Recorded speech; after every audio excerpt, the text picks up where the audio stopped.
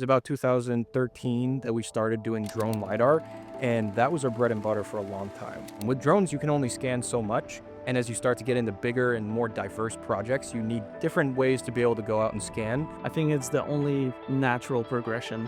Our systems are based from the ground up. We build the software and we build it so good that it's seamless going from unmanned to manned. It's the same software. We run it the exact same way. There's zero difference on acquiring with a drone than acquiring with a heli than acquiring with a mobile system. For Phoenix, there was no brainer. So the reason that we made the U580 so flexible in terms of where you can mount it is typically systems that size require actual aircraft modifications. Instead, we made it so that you can mount it on the strut, you can mount it on the front of a helicopter, so now you can easily slide it on your aircraft without having to change anything and then get up in the air and go scan.